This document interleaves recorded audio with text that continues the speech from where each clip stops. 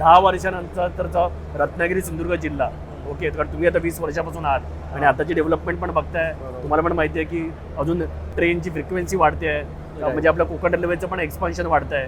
ती रेल्वेच्या अंडर जाते आता ओके. त्याच्याशिवाय आपला कोस्टल हायवे किंवा जो ग्रीनफील्ड हायवे आहे, तर अशा प्रकारे डेव्हलपमेंट होते. तर 10 वर्षानंतरचं कोकण तुम्ही कसं बघता सर? तळ कोकण ॲक्च्युली पेन्शनवर जगणारा हा जिल्हा, ते पर्यटनावर काहीतरी निर्माण केलेला जिल्हा, हां ही इकॉनॉमी हा फरक मागच्या 30 वर्षात आपण बघितलेला आहे Yes. कोकणी माणसाने.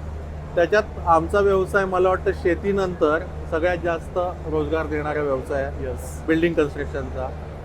आणि जेव्हा सुरुवात केली ग्राउंड+2 बिल्डिंग बांधणारे आम्ही आता ग्राउंड+10, 11 पर्यंत पोहोचलो आहे.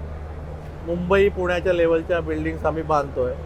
पुढच्या 10 वर्षात याच्या नक्कीच पुढे जाऊ, पण इथला निसर्ग राखून. ओके. म्हणजे इथलं जे एन्व्हायरमेंट आहे, इथे आमचं USP काय आहे, समुद्र आहे, निसर्ग संपन्न डोंगर. म्हणजे एक 50 किलोमीटरमध्ये हिल स्टेशन आणि समुद्र बीच, राईट. हे खूप कमी देशांमध्ये आहे आणि ते देशांमध्ये. भाग्य आपल्याला लाभलेलं आहे. आणि ते कुठेतरी डिस्टर्ब न करता आम्ही आमची डेव्हलपमेंट करायला हवी. एअरपोर्ट नशिबाने जवळ आहे. गोव्यासारखं राज्य जे टुरिझममध्ये वर्ल्डमध्ये टॉप म्हणता येईल असं आहे.